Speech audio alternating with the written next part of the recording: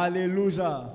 Que Dieu te bénisse et que sa grâce te soit pleinement multipliée. Amen, amen. Bonjour à tous, soyez tous les bienvenus dans la présence du Seigneur à l'église ABMC, l'église où le Seigneur transforme des personnes ordinaires en deux véritables leaders. Amen. Alors je vois quelques places devant qui sont vides. Il faut boucher les places vides, s'il vous plaît.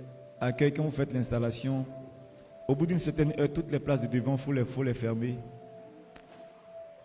Donc, faites diligence, s'il vous plaît. Voilà. Au bout d'une certaine heure, fermez toutes les places avant. Donc, tous ceux qui sont au niveau de l'administrateur Jérôme,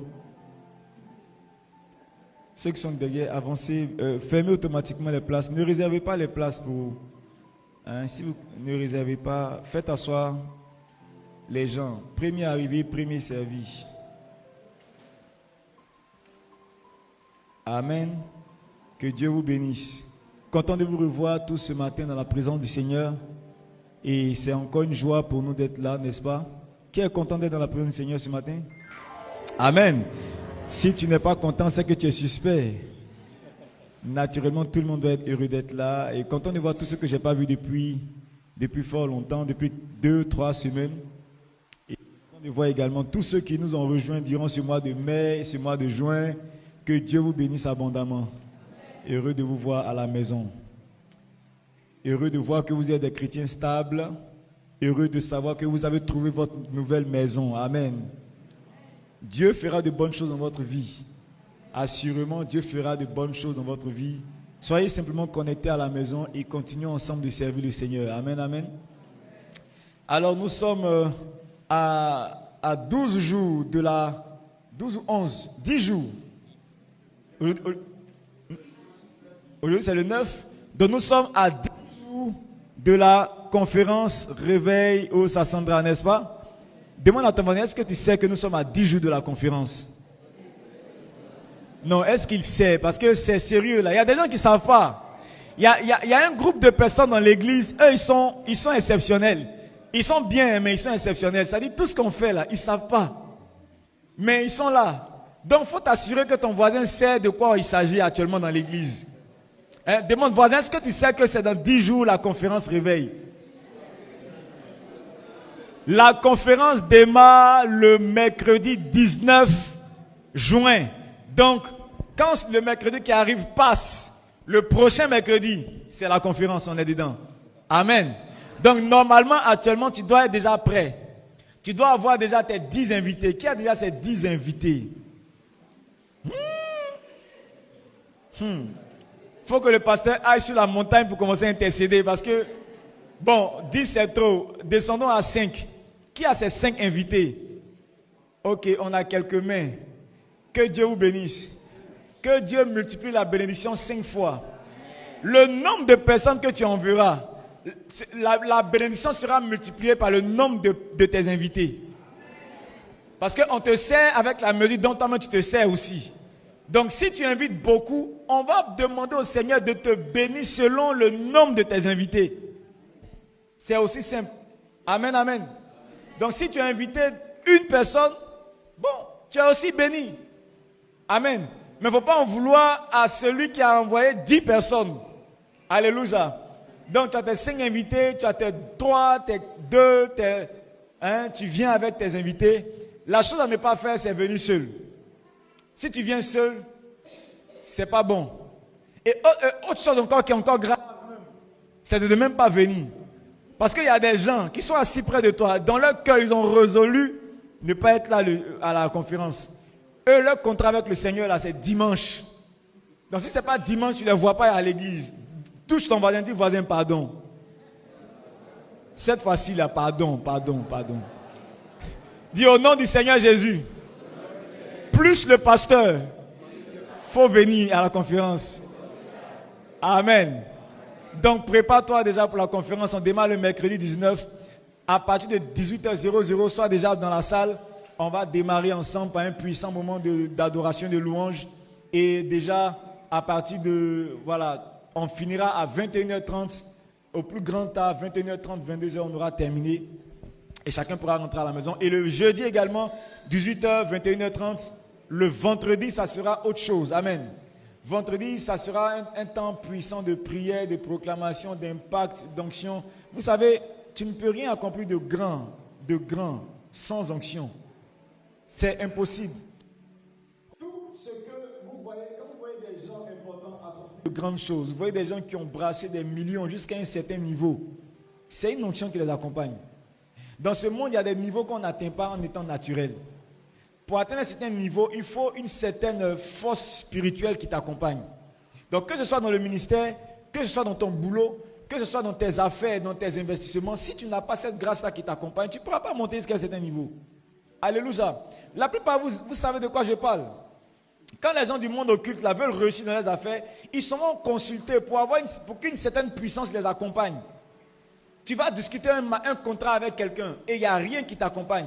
S'il n'y a pas une onction qui t'accompagne, tu vas beau parler, tu es intelligent, on sait que tu es intelligent. Quand tu parles là, le monsieur sait que tu es intelligent, mais il n'a pas envie de te donner. Pourquoi? Parce qu'il y a une autre onction qui l'a influencé. Donc avant même d'aller chercher un contrat, avant même de vouloir investir dans une entreprise, vouloir prendre un marché, il faut que tu t'assures qu'il y a une force qui va avec toi. C'est ce qu'on appelle l'onction. L'onction, là, ce n'est pas seulement ce qui est pour les chrétiens. Le diable aussi a son onction. C'est pourquoi, toi, en tant qu'enfant de Dieu, tu dois comprendre ce que c'est que l'onction. Comment avoir une onction sur ta vie pour pouvoir avancer et gagner des territoires. Amen. Donc, le vendredi, ça sera vraiment autre chose ici. On va vraiment prier. Dès mercredi, on commence. Vendredi, ça sera l'apothéose parce que c'est la dernière grande soirée. On va prier, on va faire des déclarations prophétiques. On va faire un temps d'impact, d'onction. Et le samedi matin, ça sera le rendez-vous avec tous ceux qui veulent servir Dieu dans le ministère. Tu sens sur ta vie qu'il y a un appel pour le ministère. On t'a toujours dit ça, ou bien on te l'a prophétisé ailleurs. Ou bien on ne te l'a pas dit, mais toi-même là, quand tu te regardes, tu sens que tu peux faire quelque chose pour Dieu et tu veux faire quelque chose pour Dieu. Tu veux servir Dieu quelque part. En tant que pasteur, en tant que missionnaire, en tant qu'évangéliste, ou même en tant que frère de l'église, mais à un certain niveau de responsabilité dans l'église. Tu veux faire quelque chose pour Dieu, à un certain niveau de responsabilité, il te faut une onction. Même si tu veux accueillir les gens, il te faut une certaine onction. Il y a des gens qui rentrent à l'église, main en bas, tête en l'air, pied en l'air. De vrais sorciers qui rentrent à l'église. Tu es à la porte, les gars, ils t'envoûtent. Tu aimais Dieu. Du jour au lendemain, tu n'as plus envie de venir à l'église. Parce qu'il n'y a pas d'onction même qui t'accompagne dans ton service. Il y a quelqu'un qui nous a rendu un témoignage. Une sœur qui était en train de chanter, groupe musical, en pleine adoration. Elle a eu mal à la gorge. C'est-à-dire un sorcier dans la salle lui a lancé une flèche. En plein chant. Elle a commencé à tousser.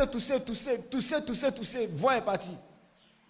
Donc quand il n'y a pas d'onction qui t'accompagne, même dans ton service, de prendre photo, tu vas vouloir prendre photo à quelqu'un, tu le regardes quand tu vois tête de chat. Il t'a envoûté, fini.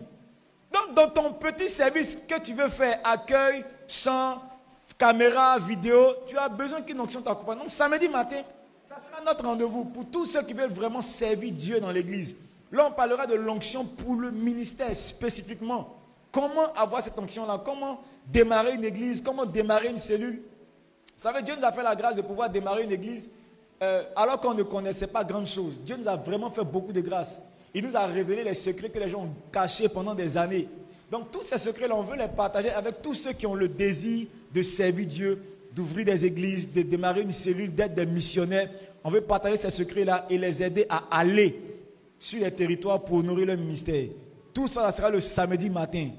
Un temps d'enseignement, d'impact, de mentoring. C'est-à-dire tous ceux qui veulent qu'on puisse parler des sujets très sérieux ou personnels. On prendra le temps d'échanger sur des sujets personnels. Voilà, je ne sais pas quel est mon appel. Je veux trouver mon appel. Je ne sais pas comment on fait ça. On va avoir le temps de discuter. On a la journée du samedi pour ça. Et le dimanche, ça sera la clôture de notre conférence réveil à notre culte. On fera le culte de 9h à 11h30. Au plus grand à midi, on aura terminé. Ça sera un culte de miracle, un culte de déclaration prophétique. Je pense que dimanche, par la grâce de Dieu, ça sera vraiment autre chose. Amen, amen. Donc invite, vraiment, toi-même prépare-toi d'abord. Spirituellement, il faut te préparer. Parce que tu sais, une chose, c'est d'être dans la présence de Dieu. Une autre chose, c'est d'être connecté à la présence de Dieu. Tu peux être là et ne pas être connecté. Donc tu vas voir que le ciel sur la vie de ton voisin est ouvert. On voit des choses sur sa vie, on a des révélations, on lui donne des bénédictions. Il saisit quelque chose et toi tu es là, tu ne reçois absolument rien. Pourquoi? Parce que spirituellement tu ne t'es pas préparé. Donc il faut te préparer spirituellement. À partir de maintenant, commence à prier. Dis Seigneur, à cette conférence-là, parle-moi. À cette conférence, transfère-moi quelque chose. Moi, ma vie a été impactée à une conférence. Je suivais un programme avec un pasteur. Quand il a prêché, c'est comme si c'est à moi qu'il parlait. C'est-à-dire quand il regarde dans la salle, là, c'est comme si on avait organisé la conférence que pour moi seul. Et les paroles que j'ai reçues jusqu'à aujourd'hui, je ne les ai pas oubliées. Ça m'a aidé et ça continue de m'aider à avancer dans ma vie. Donc prépare-toi pour recevoir quelque chose. Prie, dis Seigneur, parle-moi, ouvre mon cœur. Donne-moi une révélation, je m'attends à toi. Et quand tu es prêt, tu viens à la conférence, tu viens avec tes amis, tu viens avec tes voisins, tes invités. Et ensemble, on laissera le Saint-Esprit nous conduire dans sa volonté. Amen. Amen, amen. Une autre chose que tu dois faire, tu dois prendre ton uniforme. On a des t-shirts, on a des chemises. Comme ce que j'ai porté. Stéphane est là, viens. Viens, on va voir ton modèle aussi. Qui a encore une chemise? Il y a des chemises qui sont là. Ce sont les informations les plus importantes. Donc, on va partager ça et puis après, on passe au message. Viens.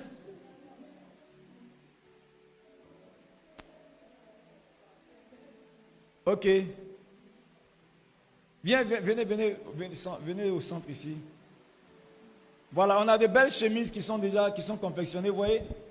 Moi, je pense que c'est bien fait. Quand tu veux servir Dieu, il faut servir Dieu avec professionnalisme parce qu'on a une seule vie pour servir Dieu. Amen. Donc, tu prends ta chemise. La chemise, c'est seulement à 10 000 francs. Dans les 10 000, là, tissu, couture, broderie. La broderie est tellement professionnelle. Ça, on a fait ça à Abidjan. Avec un brodeur expert. Quand tu vas dans leur truc, tu sais que ce ne sont pas des amateurs. On fait ça à Abidjan. Donc, on envoie sur Abidjan. Ils font la broderie. Tu vois ça? Ils font la broderie et ils ramènent ça sur Dalois. C'est professionnel. Tout ça là, à 10 000 francs. Frères et sœurs, je pense que c'est vraiment un cadeau. Amen, amen. Donc, tu prends ta chemise. Dès qu'on finit le culte, viens voir la responsable des uniformes, Maman Yapi. Tu lui dis quelle taille tu veux, la taille que tu veux, le modèle que tu veux, et puis elle fera ton modèle. Elle va voir le couturier rapidement, ils vont faire ça. Et au plus grand taille, il faut qu'on dépose tout ça quand? Le jeudi, tout doit partir sur Abidjan. Le mercredi, normalement, on doit avoir toutes les chemises. Donc si tu veux ta chemise, c'est aujourd'hui que tu passes ta commande. Tu viens la voir, tu passes ta commande, tu lui donnes ce que tu peux donner pour qu'elle puisse, dès demain, déposer tout chez le couturier pour qu'il commence à faire les coutures, pour qu'il prenne son temps pour bien faire. Ce n'est pas un tailleur, c'est un styliste. Donc il faut qu'il prenne son temps pour bien coudre. Et puis au plus tard le mercredi, elle va tout récupérer, faire partie sur Abidjan le jeudi matin, pour qu'au plus grand tard, le samedi, toutes les chemises soient sur Dalois. Vous voyez tout ce schéma-là? C'est pourquoi aujourd'hui, commande ta chemise, c'est juste 10 000 francs. Et le premier jour ou le vendredi, on sera tous en uniforme. Et c'est ça, une église. Amen. À côté des chemises, il y a également des t-shirts. Est-ce que quelqu'un a un t-shirt ici de la conférence? Alors, si tu ne peux pas acheter la chemise parce qu'elle est trop chère pour toi, tu peux prendre un t-shirt. Le t-shirt, c'est juste 3 000 francs. Amen. Donc, t-shirt là, tout le monde doit avoir. Si tu es un ancien responsable, tu prends la chemise, tu prends le t-shirt. Ou dans le pire des cas, tu prends ton t-shirt. Tu viens voir Maman Yapi, tu lui dis, donne la taille de ton t-shirt. Et je pense que d'ici mercredi, ou au plus grand tard dimanche, tous les t-shirts seront là. Tu vas récupérer ton t-shirt, tu récupères ta chemise et ensemble, on pourra faire une très belle conférence. Amen, amen, amen. Que Dieu vous bénisse. On peut acclamer le Seigneur pour tout ce qui a été fait déjà.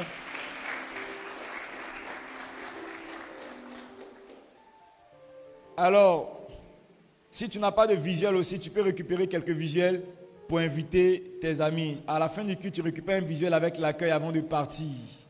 Que Dieu te bénisse. Nous sommes dans notre mois d'évangélisation, notre saison d'évangélisation, parce qu'on a fini le mois de mai, mais nous sommes toujours dans la saison d'évangélisation et nous ferons le bilan après après la conférence réveil. On fera le bilan de tous nos invités, tous ceux qui ont invité, qui sont ceux qui ont invité le plus de personnes et les personnes qui ont demeuré dans l'église. On fera le bilan et on va donner le présent aux meilleurs évangélistes de la saison. Amen. Nous sommes dans notre mois d'évangélisation et nous sommes en train de parler sur la communion fraternelle. Nous parlons des lois de la communion fraternelle. Amen. La semaine dernière, on a fait une pause à cause du dimanche d'action de grâce, mais nous revenons sur les lois de la communion fraternelle. Acte 2, verset 44. Prenons ensemble notre Bible dans le livre des Actes.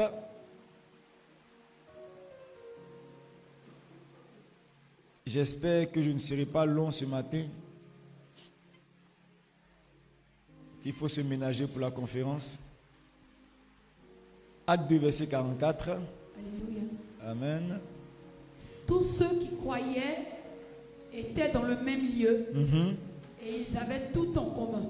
Tous ceux qui croyaient étaient dans le même lieu et ils avaient tout en commun, oui. Ils vendaient leurs propriétés et leurs biens. Ils vendaient leurs propriétés et leurs biens et Ils en partageaient le produit entre tous selon les besoins de ils chacun. partageaient les produits entre tous selon les besoins de chacun. 46. Ils étaient chaque jour tous ensemble assidus au temple. Ils étaient tous ensemble chaque jour assidus. Ils étaient à l'heure, promptes pour être à l'église. Ils rompaient le pain dans les maisons Ils rompaient les pains dans les maisons, ils mangeaient à la maison, oui. et prenaient leur nourriture avec joie et simplicité de cœur, Ils prenaient la nourriture avec joie et simplicité de cœur. Ensuite, verset 47. louant Dieu Uh-huh. et trouvant grâce auprès de tout le peuple. Oui. Et le Seigneur ajoutait chaque jour à l'église ceux qui étaient sauvés. Amen. Le Seigneur ajoutait à l'église chaque jour ceux qui étaient sauvés. Vous voyez, ce qui fait que Dieu ajoute à l'église, il y a d'abord le fait que les gens soient ensemble chaque jour. Que les gens mangent ensemble, que les gens partagent les repas à la maison, à l'église, avec joie et simplicité de cœur. Amen. Que Dieu bénisse. Vous pouvez prendre place. Nous sommes en train de parler de la communion fraternelle. La première église, l'église primitive, l'église de Jérusalem, était une église qui était caractérisée par la communion fraternelle. C'était vraiment ça la caractéristique principale de l'église primitive. Communion fraternelle. Les gens aimaient être ensemble. Parce qu'ils avaient un intérêt commun qui était Jésus, le Christ, le Messie. C'est pourquoi ils aimaient être ensemble. Et je vous ai dit la semaine dernière, les gens qui ont la même cause ou bien qui aiment les mêmes choses se retrouvent toujours ensemble. Dans un quartier, ceux qui aiment le football se retrouvent toujours ensemble au terrain de football à 16h. Quand il entend le bruit seulement, il cherche le terrain. Même quand il est nouveau dans le quartier, il cherche le terrain. Les femmes, par exemple, qui aiment les tissages, les mèches, les belles coiffures, quand une femme arrive dans un quartier, elle va chercher tout de suite le magasin où on fait les ongles et où on fait les mèches dans le quartier. Et c'est là-bas que les femmes vont se retrouver. Donc tu vois que quand les gens aiment quelque chose, ils se retrouvent ensemble. Et l'église de Jérusalem, puisqu'ils aimaient Dieu, ils étaient tout le temps ensemble. Ils avaient le même esprit. Alléluia. Donc tu vois que quand quelqu'un n'aime pas être à l'église, c'est que c'est quelqu'un qui n'a pas le même esprit que nous. Les chrétiens d'aujourd'hui disent aimer Dieu, mais ils n'aiment pas venir à l'église. Alléluia. Demande à ton voisin, est-ce que tu aimes venir à l'église? Est-ce que ce matin, on ne t'a pas forcé à venir? Parce qu'il y a des gens qui ont du mal à venir à l'église le matin. Je vous assure que dans cette salle, il y a des gens même qu'on a forcé pour venir ce matin. Des frères ont fait un petit anakazo sur eux. C'est pourquoi ils sont présents ce matin. Quand on aime Dieu, quand on dit qu'on aime Dieu, on aime aller là où ceux qui aiment Dieu se rassemblent. Alléluia. C'est une caractéristique, la communion fraternelle, rester ensemble. Amen, amen. Et on a dit que l'une des... pourquoi est-ce qu'il est bon d'avoir la communion fraternelle à l'église? Les gens ou bien l'une des caractéristiques qui favorise la communion fraternelle, c'est le fait d'avoir des amis, de tisser des relations. Alléluia. Quand on parle de communion fraternelle, on parle de relationnel, on parle d'amitié. Il n'y a pas de communion fraternelle sans amitié. Il n'y a pas de communion fraternelle sans relation. Il est bon d'avoir des amis dans la vie. Quand tu viens à l'église, il est bon d'avoir des amis. Quelqu'un qui reste dans un environnement, c'est quelqu'un qui a trouvé des amis dans l'environnement. On ne reste pas quelque part où on n'a pas d'amis. On ne reste pas quelque part où on est seul. Quelqu'un qui est seul dans un quartier ne sera pas à l'aise. Quelqu'un qui vient à l'église et qui, au bout de 2 semaines, 3 semaines, 1 mois, n'a pas d'amis dans l'environnement, il ne restera pas. Parce que l'homme n'a pas été créé pour être seul. Donc c'est pourquoi quand tu viens dans une église, il est important de te faire des amis. Il est important d'aller vers des gens. Et quand tu es un ancien aussi, quand tu vois une nouvelle personne entrer dans l'église, il est important d'aller vers cette personne et d'en faire ton ami. Malheureusement, ce qu'on constate, c'est que les gens n'aiment pas se faire des amis. Les gens veulent se préserver, veulent rester dans l'intimité. Ou bien, il y a certains, c'est par orgueil, qui ne veulent pas aller vers les autres. C'est un gros danger d'être seul dans la vie. Amen. C'est un gros danger de ne pas connaître les gens dans la vie. Celui qui est seul est en danger. Demande à ton voisin, est-ce que tu connais des gens? Vous voyez, c'est quelque chose que j'ai déjà dit, mais je prends le temps de le répéter pour que tu comprennes combien de fois c'est important de connaître les gens. Si tu n'es pas allé loin à l'école, pardon, il faut connaître beaucoup de personnes. Si tu n'as pas grande chose dans la tête, ce n'est pas grave, il faut connaître beaucoup de personnes. S'il n'y a pas beaucoup ici, dans ton carnet, dans ton répertoire, il faut qu'il y ait beaucoup là-bas, ça compense. Ça compense les choses, ça équilibre les choses. Cette semaine, j'étais à Abidjan pour des documents administratifs. Et j'ai eu des problèmes sur l'un de mes documents et on m'a demandé de me rendre au ministère de l'Intérieur et de la Sécurité pour régler le problème. Et quand je suis arrivé là-bas, j'ai parlé avec j'ai tourné dans les bureaux et j'ai parlé avec un monsieur aussi qui avait le même problème. Et il me disait que moi, ça fait 2 mois que je tourne en rond au ministère de l'Intérieur. On me dit, viens ici, va là-bas, viens demain, viens dans une semaine. Et dans ça, là, il y a fait 2 ou 3 mois. Pourtant, moi, j'avais besoin de mes documents urgemment. Donc, je ne comprenais même pas pourquoi je me retrouvais ici. J'étais en train de tourner à gauche, à droite, tourner à gauche, à droite. Et en sortant je ne sais pas, je partais faire quoi là. Et il y a une maman, quelque part, qui m'a reconnu. Elle dit, De Kofo, pasteur De Kofo. Je retourne, elle dit, je vois la maman. C'est une maman commissaire. Quand j'étais au siège avec le vieux, je voyais la maman là-bas, commissaire. Bon, moi, je n'ai jamais prêté attention à la maman. Heureusement pour moi que j'ai toujours été un enfant poli. Je respecte les gens, même quand je ne les connais pas. Heureusement pour moi. Donc la maman m'a reconnu. Elle dit, mais tu fais quoi ici? Et j'ai exposé mon problème. Elle dit, bon, donne ton document, je vais voir. Elle a pris le document. Elle dit, ok, sors, va faire telle chose et puis tu reviens tout de suite. Je suis allé, j'ai fait ce que j'avais à faire. Je suis revenu, je l'ai appelé. Maman, tu es où? Elle dit, je suis dans tel bureau, monte. Je vais voir la maman. Elle a pris mon document. Elle a parlé à sa soeur. Elle dit, bon, écoute, c'est mon pasteur. Il faut qu'aujourd'hui, là, il rentre avec son dossier. La maman lui dit, c'est pas possible, moi, je ne peux rien faire pour lui. Son dossier, on va me mettre dans le rang, ça va suivre le processus. Elle dit, non. Je dis, c'est mon pasteur. Il doit aller avec mon bon nom. Donc, aujourd'hui même, là, il doit partir avec son papier. La maman dit, moi, je ne peux rien faire. Fais ce que tu veux. Elle dit, il n'y a pas de souci. Elle a pris mon papier.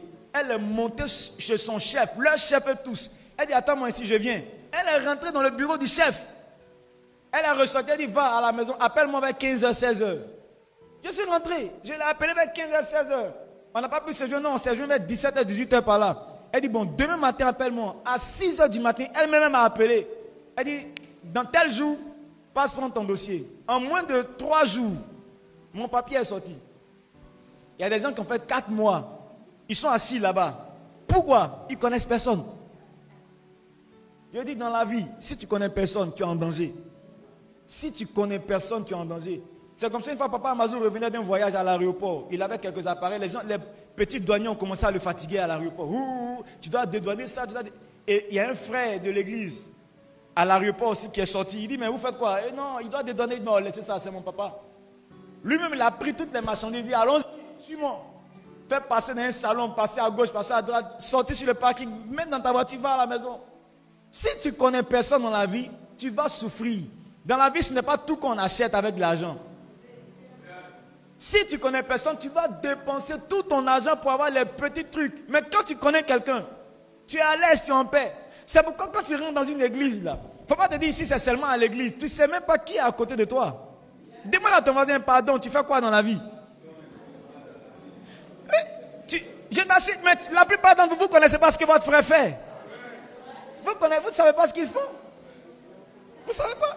Dans cette salle, il y a quelqu'un qui peut t'aider. Souvent, tu vas dans des entreprises, on te malmène là-bas. Tu ne sais même pas que ton frère de l'église est assis dans un bureau. Là où tu es. Tu ne sais pas.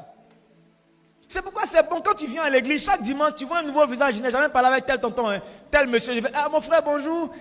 On est dans la même église, on se voit toujours. Ton nom, c'est quoi? Ah, d'accord, moi, c'est tel. Je suis dans telle structure. Toi, tu es où? Et on échange les contacts. Parce qu'on ne sait jamais quand est-ce que la GMI va te rafler à 22h. Souvent, ils sont fous. Il prend ta pièce là et puis il renverse. Il dit, mais je ne vois pas ton nom. Monte d'abord dans le cargo le temps qu'on trouve ton nom. Et puis, tu es mélangé comme ça toute la nuit. Quand tu connais quelqu'un, c'est bon. C'est pourquoi quand tu viens à l'église, sois humble. Sois humble. Va vers des gens, tisse-toi des relations, fais-toi des amitiés. L'amitié ne vient pas par hasard. L'amitié, ça ne vient pas par hasard et ça ne demande pas aussi de protocole. Tu croises quelqu'un. Bonjour mon frère, comment tu t'appelles? Ah, moi c'est tel frère. D'accord, tu es où? Bon, ok, je prends ton numéro, je t'appelle. Point, vous êtes amis. Peut-être que pour les hommes c'est un peu plus difficile. Mais les femmes là c'est facile. Hé ma chérie, tu es bien habillée. Oh. C'est où tu as payé ta robe? Camaraderie a commencé. C'est tellement simple dans la vie. Mais quand on est compliqué, on ne se fait pas des amis. Tu viens avec tes 2-3 amis que tu connais là, vous êtes ensemble. Entre vous là, qui peut faire quoi pour quelqu'un? Entre vous là, c'est bon hein. Vous êtes amis, vous êtes venus ensemble à l'église, c'est bon. Mais vous-même posez-vous la question, toi-même là, l'église ta chose, toi tu peux faire quoi pour moi? À part venir t'asseoir pleurer avec moi là, tu peux faire quoi? C'est vrai, il faut que des gens viennent pleurer avec toi, mais il faut que d'autres personnes viennent solutionner le problème. Donc quand vous êtes ensemble là, dites bon, nous trois là, on se connaît, c'est un acquis. Attends, tu vas chercher d'autres personnes qui peuvent régler nos problèmes le jour où ça chauffe. C'est comme ça qu'on réfléchit quand on est enfant de Dieu. C'est pourquoi la communion fraternelle à l'église, elle est importante. Parce que c'est l'opportunité de connaître de nouvelles personnes. C'est l'opportunité de faire le lien avec de nouvelles personnes. Alléluia. Dis à ton voisin, désolé de t'avoir négligé. Oui. Désolé de t'avoir négligé. De temps en temps, invite quelqu'un, tu vois un frère, bon, on se connaît à l'église.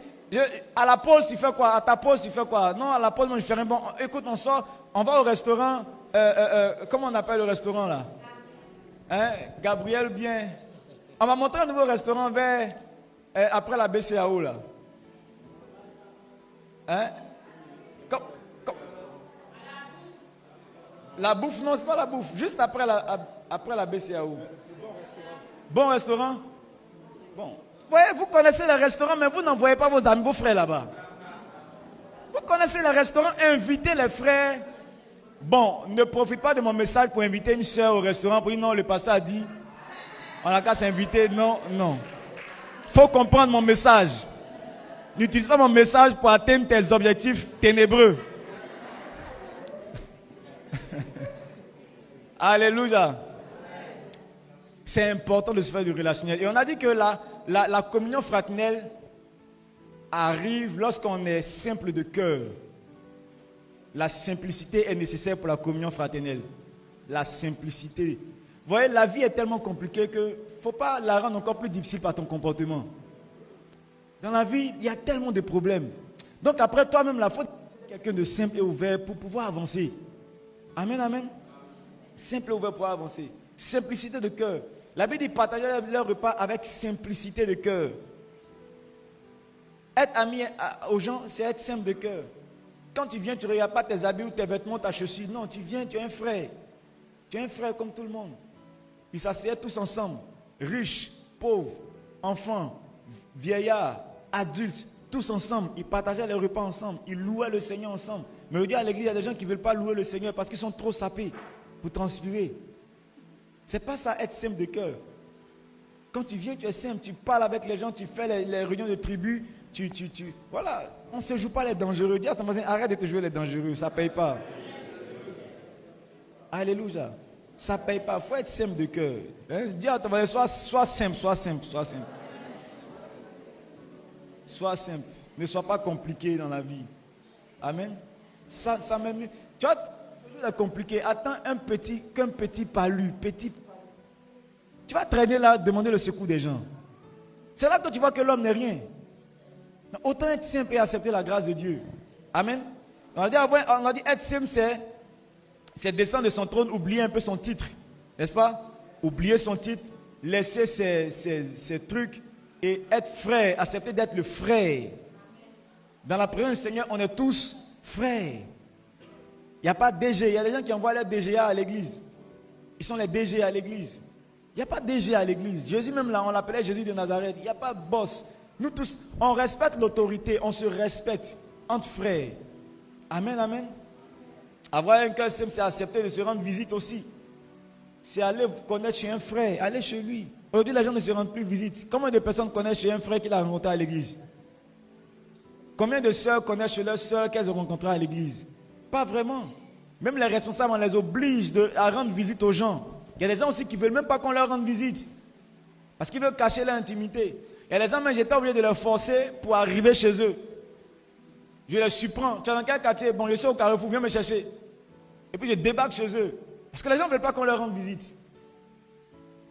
Alléluia. Être simple, c'est accepter de se rendre visite. Être simple également, on a dit, c'est apprendre à pardonner et à demander pardon aussi. Il faut pouvoir demander pardon, ça ne va pas te tuer. Demander pardon, ce n'est pas un aveu d'échec. Demander pardon, ça ne veut pas dire qu'on n'a pas raison. Parfois, on a raison, mais on demande pardon. Parce qu'on veut être en paix. Amen. Parfois, on a raison, mais puisqu'on veut garder la paix, on demande pardon et on laisse tomber. Ce ne sont pas toutes les batailles dans la vie qu'on fait. Ce n'est pas toujours il faut gagner. Souvent, il faut perdre pour mieux gagner devant. Souvent, perdre, là, ça te permet de gagner devant. Il y a un frère aujourd'hui, tu as fait quelque chose de mal. Normalement, tu dois couper même la relation avec lui, mais tu dois pardonner ce qu'il t'a fait. Alors que tu es dans ta raison, il a tort, mais tu dois lui pardonner. Aujourd'hui, il a mal fait. Demain, il va bien faire. Donc aujourd'hui, tu dois accepter de perdre. Demain, tu vas gagner. Amen, amen. Donc, voilà quelques éléments que nous avons cités. Si nous voulons véritablement vivre la communion fraternelle, la première loi, c'est la simplicité de cœur. La deuxième loi que nous voyons aujourd'hui, la seconde loi que nous voyons, c'est ce que j'appelle la contribution. La loi de la contribution. La loi de la contribution. Si nous voulons vivre la communion fraternelle, il faut comprendre ce qu'on appelle la loi de la contribution. Quelqu'un dit avec moi la loi de la contribution. Acte 2, verset 45 nous dit quoi? Acte 2 dit, ils vendaient leurs propriétés et leurs biens. Ils vendaient leurs propriétés et leurs biens et ils en partageaient le produit entre tous. L'une des choses qui favorise la communion fraternelle également, c'est le partage. Alléluia. C'est le partage. L'église de Jérusalem avait cette conscience-là que quand je suis ami à quelqu'un, quelque chose doit sortir de moi pour aller vers l'ami. Toujours. Quand on est ami, on se partage des choses. Un vrai ami partage sa vie avec son vrai ami. Alléluia. L'amitié où on ne se partage pas les choses, c'est une amitié hypocrite. Alléluia. On le sait tous. Quand on a vraiment des amis, on se partage des choses. Les gens de Jérusalem vendaient leurs propriétés. Ils vendaient et ils se partageaient les choses entre eux. Ils partageaient leurs biens. Aujourd'hui, les gens ne vont pas vendre leur terrain. Mais le bien déjà que tu as, est-ce que tu le partages avec un frère? Aujourd'hui, on fait des prières. Seigneur, bénis ce repas, donne à ceux qui n'en ont pas. Alors que toi-même, tu en as beaucoup, tu n'as jamais donné à quelqu'un. Et tu demandes à Dieu de donner à ceux qui n'en ont pas. Si tu as la possibilité d'en donner, mais donne et puis laisse le Seigneur tranquille. Souvent, il y a le riche chez toi. L'eau même rentre en bas, le riche se gâte. Pourtant, il y a quelqu'un dans ton église qui n'arrive pas à gagner du riz pour manger. Donc, plutôt que de dire, Seigneur, donne à ceux qui n'en ont pas, dis, Seigneur, je décide de donner à ceux qui n'en ont pas. C'est tout. Alléluia. C'est ça le partage. Ils partageaient leurs biens.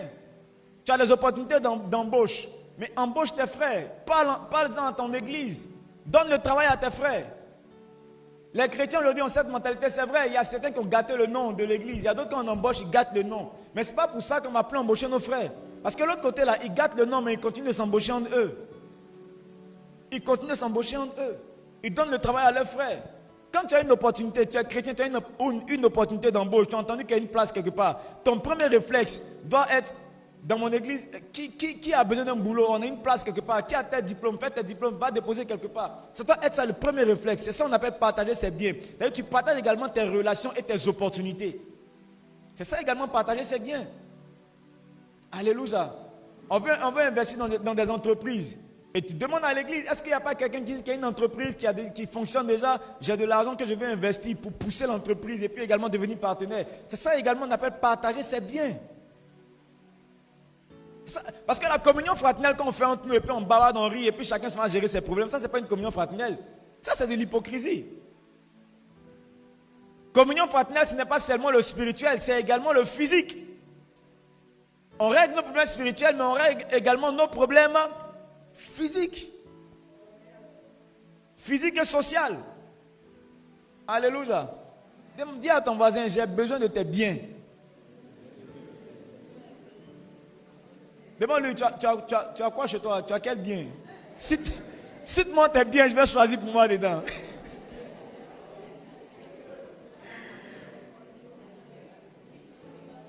Celui qui n'a rien cité, il ne faut pas citer pour toi aussi.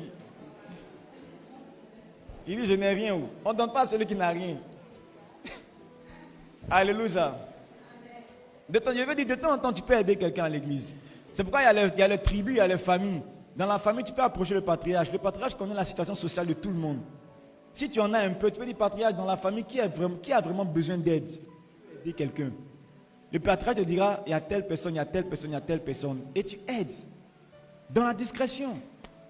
C'est ça qu'on appelle communion fraternelle. On partage ce qu'on a avec ceux qui n'en ont pas, avec les plus faibles. On les aide à grandir. Il dit, partagez leurs biens de sorte qu'il n'y ait pas d'indigents au milieu d'eux. Donc ce n'est pas normal que dans l'église, ce n'est pas normal que dans une église, il y ait des gens très riches et des gens très pauvres. Tous ceux qui sont très pauvres, on doit les aider à élever leur niveau également. Quand quelqu'un rentre pauvre dans l'église, au bout d'un certain temps, 6 mois, 1 an, 2 ans, il doit sortir de la pauvreté. Pas seulement parce qu'on prie, mais parce qu'on l'a aidé. On l'a aidé. Moi, je suis pour aider les gens. Si tu as un boulot, tu as un poste quelque part, mets ton frère de l'église. Place ton frère de l'église. Parce qu'en fait, quand tu as placé ton frère de l'église, tu as aidé le royaume à avancer. Parce qu'il sera payé. Il va sortir de la nécessité. Il va apporter sa dîme à l'église. Il va aider, quand on va dire évangélisation, il va aider. Il sera épanoui. Tu sais, dans la vie, là, souvent quand on dit aider Dieu, servir Dieu, là, il y a des gens qui veulent le faire, mais ils n'en ont pas. On dit engagement pour faire les travaux. Il y a des gens qui veulent le faire, mais ils n'en ont pas. Il y a une saison de ma vie, frère. Quand on disait engagement pour la construction du temple, j'étais tout le temps frustré. Tout le temps frustré. Parce que je ne partais jamais devant pour prendre bénédiction aussi. Pour partir devant, il faut avoir un peu. Donc les pères, là, on dit 1 million, ils viennent, ils donnent. 500 000, ils donnent, on prie pour eux. 200 000, 150 000, on descend 100 000, 50 000, je ne suis pas encore dedans. 30, 20, 10, 10 000 encore même là. Avant même de me lever, mon cœur bat comme ça. Bou, bou, bou, est-ce que je vais avoir les 10 000? Mais j'étais frustré. Et on descend jusqu'à, on dit, bon, tout ce que tu as, dans tout ce que tu as là, bon, c'est dans tout ce que tu as là, nous on est dedans maintenant. Et on vient avec 2000, 9000, et même les 2000 encore, c'est maintenant des projets toute la semaine. Que tu es en train de sacrifier parce que tu veux vraiment un peu de grâce. Il y a des gens qui veulent le faire, mais ils n'ont pas la possibilité de le faire. Donc si tu as un moyen de les aider, leur donner un boulot, mais embauche-les. Tu cherches quelqu'un pour faire le ménage chez toi, demande à quelqu'un qui fait le ménage, on va lui donner le contrat. On va donner le contrat à des gens qui vont aller faire le marché. On va donner le contrat à des gens qui vont aller enseigner nos enfants. Est-ce qu'il n'y a pas de répétiteur dans l'église? Au lieu d'aller prendre un répétiteur musulman qui va venir envoyer un faux esprit à ton enfant. C'est ça qu'on appelle partager. Communion fraternelle, on partage nos biens. Amen, amen. Quelqu'un avec moi ce matin? Amen. Alléluia. On donne. La communion fraternelle où on ne partage pas, ce n'est pas une bonne communion fraternelle. Tu ne peux pas aimer quelqu'un et être insensible à ses biens. Insensible à ses besoins. Tu ne peux pas. Tu trouves un frère qui est malade, tu l'envoies à l'hôpital, tu le soignes. C'est ça la communion fraternelle. Tu le soignes. Son enfant est malade, tu le soignes. Si tu as la possibilité, tu le fais. Demain, quand lui sera affermi, il va aider quelqu'un d'autre. C'est ça la communion fraternelle. On partage. Amen, amen. Tout n'est pas Dieu est fidèle dans l'église. Dis à ton voisin, tout n'est pas Dieu est fidèle. Parfois, nous-mêmes, on doit être fidèles à nos frères. Amen, amen. C'est ça la communion fraternelle, le partage. Donc c'est la deuxième loi, la loi de la quoi? La loi de la contribution. Donc à partir d'aujourd'hui, il faut commencer à réfléchir comment je peux contribuer au bien de l'église, à la communion fraternelle. Dis à ton voisin, j'ai besoin de toi. La troisième loi de la communion fraternelle, c'est celle que j'appelle la loi des sentiments. La loi des sentiments. La Bible dit, ils avaient les mêmes sentiments. Ils avaient les mêmes sentiments. Avoir les mêmes sentiments. 2 Corinthiens 13, verset 11 à 13. 2 Corinthiens 13, verset 11 à 13. 2 Corinthiens 13, verset 11 à 13.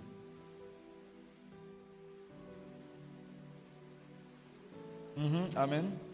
Au reste, Oui. frères, soyez dans la joie.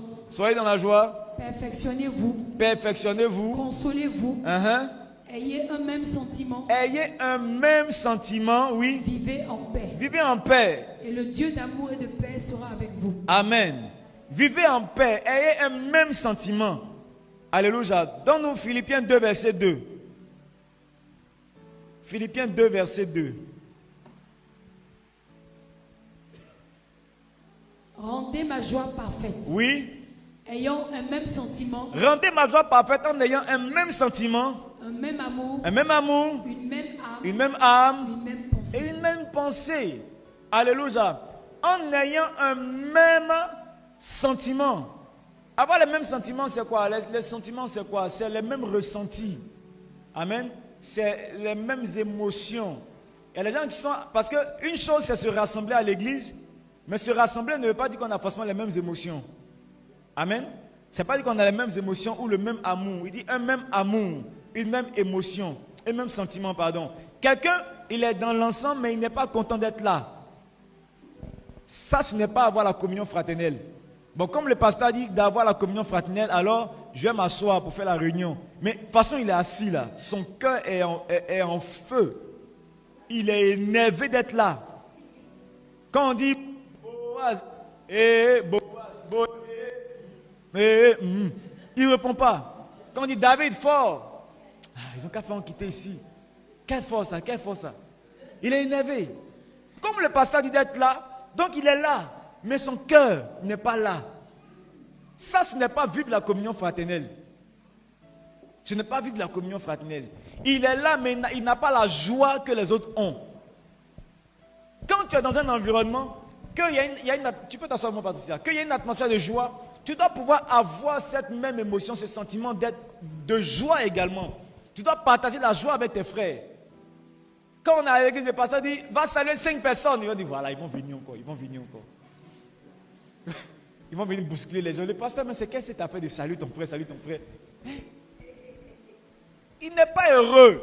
Il n'a pas la joie. Et là, même, c'est ce jour-là, il y a un frère qui transpire beaucoup. C'est lui-même qui fait à tout. Les frères zélés. Il n'est pas en joie. Dis à ton voisin, pourquoi tu es si bizarre à l'église? Nous tous là, on est contents. Toi seul, tu es fâché. Tu fais quoi ici? C'est qui?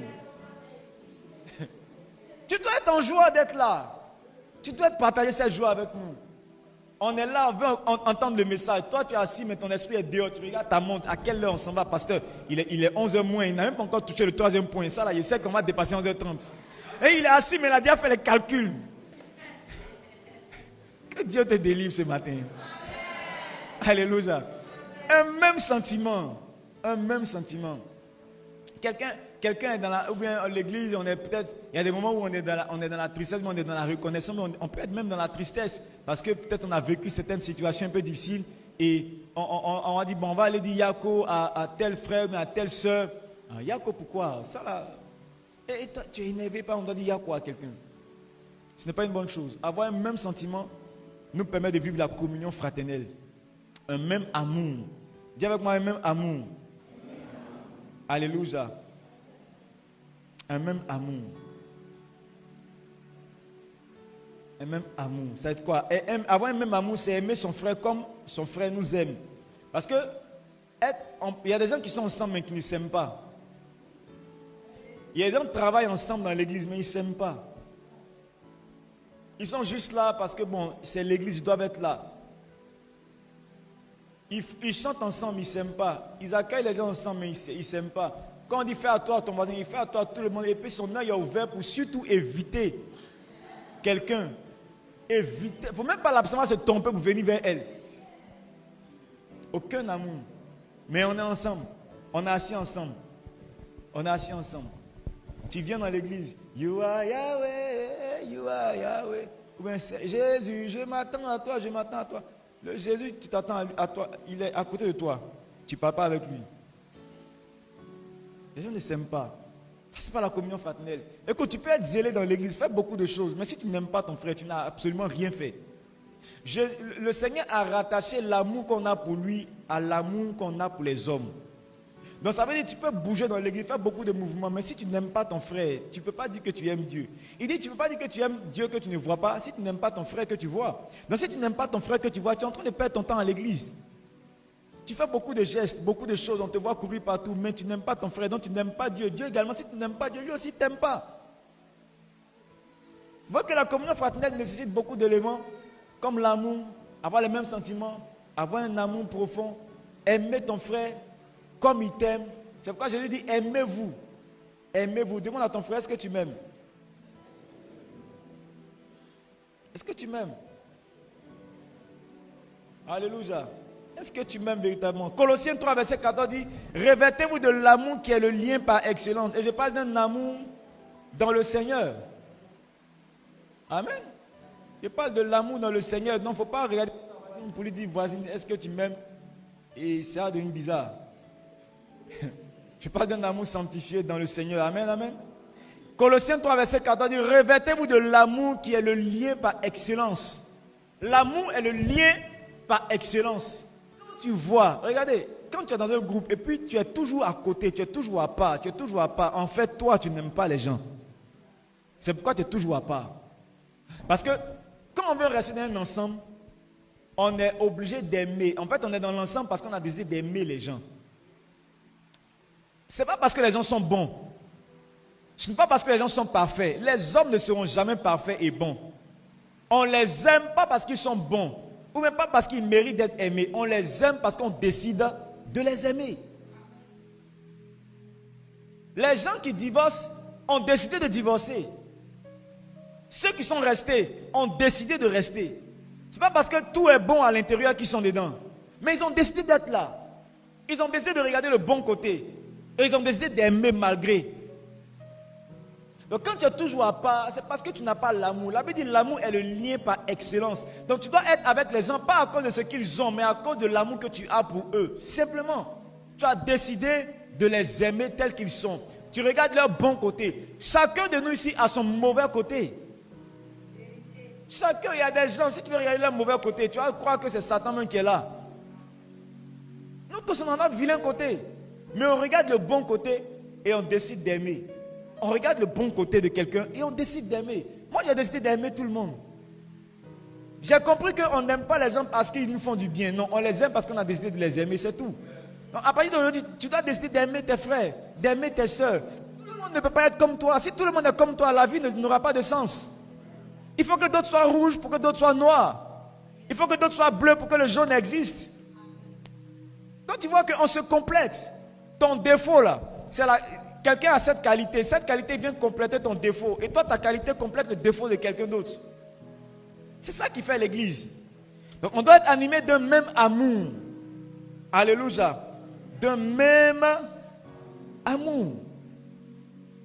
C'est pourquoi je pense qu'il est bon de parler de l'amour dans l'église. Les semaines qui arrivent, peut-être on va donner un enseignement sur l'amour. Les raisons pour lesquelles on doit véritablement s'aimer. Alléluia. Quand il n'y a pas d'amour, les choses ne durent pas. Quand on voit des tribus qui ne sont jamais assises ensemble, c'est pas qu'ils ne s'aiment pas. Il n'y a pas l'amour à l'intérieur. Ils n'ont pas décidé de s'aimer. On voit les directions qui n'avancent pas. Il n'y a pas d'amour à l'intérieur. Sinon, quand il y a l'amour, on est là. On est là. On continue à travailler. Moi, quand j'étais responsable du groupe musical à l'époque, quand j'étais responsable du groupe musical, moi, partout où je suis passé, j'étais toujours chef. Même parmi les derniers, j'étais le chef des derniers. Partout où je passe, je suis chef. Donc, oui, partout. Je me débrouille pour être toujours à la tête partout où je vais. Et ça, c'est une bonne qualité. Donc, partout où on te jette là, soit comme manioc, tu pousses. À l'époque, j'étais responsable du groupe musical au siège, à la cathédrale. Et le groupe que j'avais, c'était un groupe vraiment difficile. Il y avait deux groupes. J'étais à la tête d'un groupe très difficile. Très difficile. On dit répétition, ils viennent en retard alors qu'ils valent rien. On doit perdre le temps sur. Et puis c'est les chantes même qui ne connaissent rien là, qui ne connaissent pas leur voix. C'est elles-mêmes qui viennent en retard. Et on doit perdre le temps à leur apprendre des chants, Souvent je suis tellement énervé, j'ai envie de prendre le piano, même jeter le piano sur elles. Mais à un certain moment, tu te dis, ton cœur te fait mal jusqu'à. Mais tu attrapes ton cœur et tu apprends à les aimer, telles qu'elles sont. Et le fait de les aimer et de les supporter, d'aller doucement avec eux, ça m'a permis de développer encore d'autres choses. Aimer malgré. Les gens ne valent rien, mais tu les aimes. Les gens sont lents à comprendre, mais tu les aimes. Les gens sont bizarres, mais tu les aimes comme ça. Tu sais, quand tu apprends à aimer les gens malgré leurs défauts, tu deviens une personne meilleure. Oui, je t'assure. Quand tu apprends à aimer ta femme malgré ses trucs bizarres, tu deviens un homme puissant. Quand une femme également apprend à aimer son homme, malgré qu'il soit bizarre, ronfleur, menteur, voleur, elle devient une femme vraiment forte. Forte. Amen. Parce qu'il est important de pouvoir véritablement travailler pour apprendre à aimer. À aimer. Amen, amen. C'est vraiment le lien. Quand on est ensemble, c'est parce qu'il y a l'amour. Quand on n'est plus ensemble, c'est parce qu'on n'a pas décidé d'aimer. Et c'est très dangereux. Alors, que fait l'amour? Que fait l'amour? Comme je le disais, l'amour fait deux choses. L'amour fait une chose importante. L'amour rapproche les gens. L'amour rapproche les gens. La haine éloigne les gens. Quand tu vois deux personnes restent ensemble, c'est parce qu'elles s'aiment. Quand on commence à prendre la distance, c'est parce que la haine a commencé à rentrer. Les gens, le Seigneur Jésus-Christ a expliqué dans une parabole dans Luc 10, verset 30. Dans Luc 10, verset 30, la parabole du Samaritain, le bon Samaritain. Un homme est tombé, il s'est fait agresser par les brigands.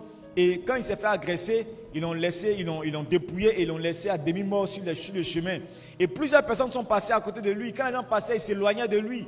Les gens le regardaient avec dédain et ils faisaient le contour, ils avançaient. Et le bon Samaritain est venu. Quand il a vu le monsieur, il s'est approché de lui. Il a fait quoi? Il s'est approché de lui. Il s'est approché. Il a pris soin de lui. Il l'a envoyé à l'hôpital. Il a même payé ses soins. Il a dit à mon retour, faites tout ce que vous pouvez faire. À mon retour, si ça manque encore d'argent, je vais être remboursé. Il a payé l'auberge. Alléluia. Donc tu vois que quand on aime quelqu'un, le signe qu'on aime, c'est le rapprochement.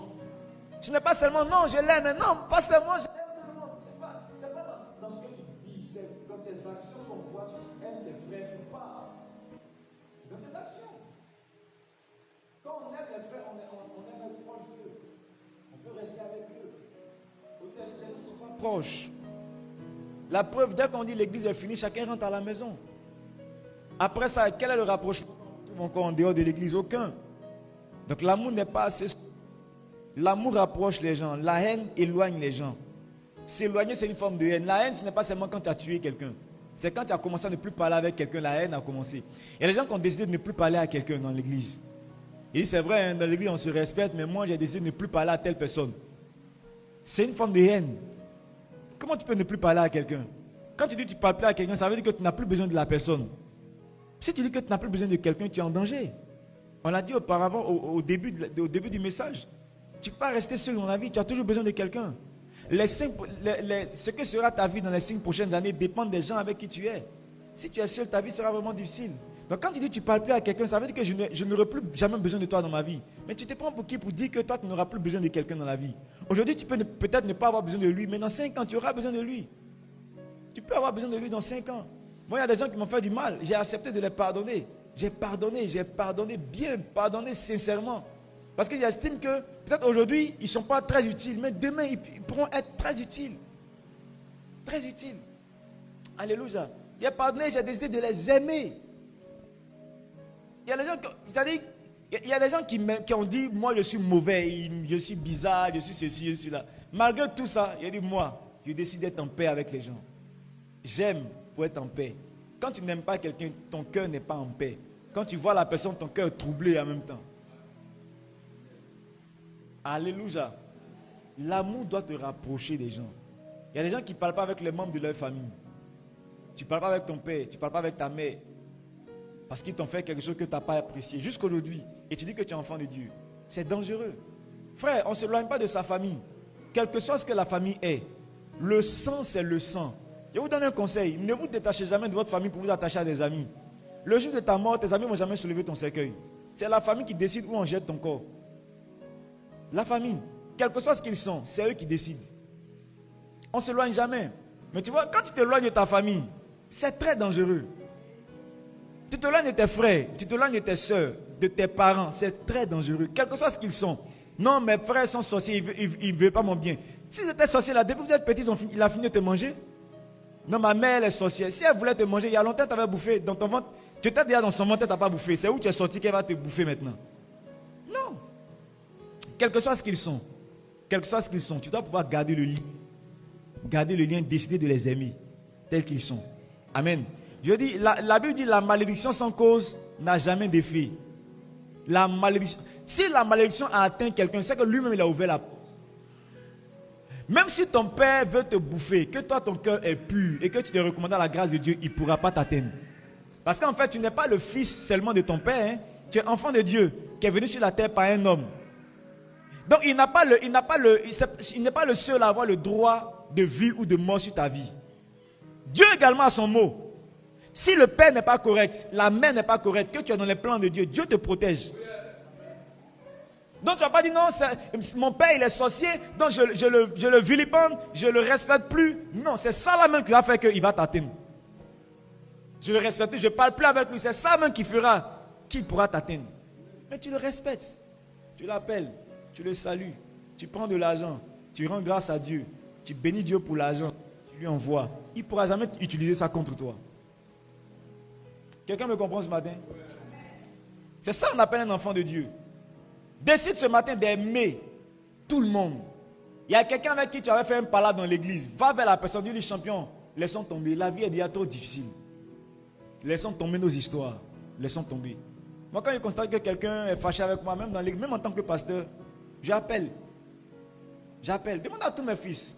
Il y a des gens que parfois, sans le savoir, je constate que d'autres sont fâchés. Bon, moi, je ne sais pas ce que j'ai fait. Tu sais, quand tu es dans ton côté là, tu te dis que les autres ont toujours tort. Mais quand tu veux travailler sur ton humilité, après tu laisses tes j'ai raison, tu laisses tout ça. Tu appelles, dis, hey, viens, on va parler là, qu'est-ce qui se passe? C'est moi qui ai fait. Ok, bon, pardon, laisse tomber. Si quelqu'un dit c'est toi qui as fait, il faut dire pardon. Et puis c'est fini. Il ne faut pas dire non, c'est toi qui as fait. Lui dit c'est toi, non, c'est toi, non, c'est toi. Vous allez vous diviser encore. Quelqu'un dit c'est toi, tu dis ah c'est moi, bon, pardon, laisse tomber. Tu libères ton cœur. Tu veux être en paix. À partir d'aujourd'hui, décide d'être en paix avec tout le monde. Amen. Décide d'être en paix. Décide d'être en paix. Moi, j'ai décidé d'être en paix avec tout le monde. Même des amis pasteurs avec qui on avait un peu coupé là. J'ai décidé d'être en paix. Hier, j'ai commencé à appeler les gars. J'ai décidé, j'ai dit bon, je viens te voir après, on va discuter un peu. Parce que je veux être en paix. Je veux être en paix. Quand tu es en paix avec les gens, quand tu aimes les gens, Dieu te soutient toujours. Alléluia. Que Dieu t'accorde de pouvoir véritablement aimer tes frères, aimer tes soeurs, aimer tes parents, aimer tout le monde, tes enfants, tout le monde, afin que tu sois véritablement en paix. Amen, amen, amen. Que Dieu te bénisse. Nous allons nous arrêter là. Tenons-nous debout et disons une prière.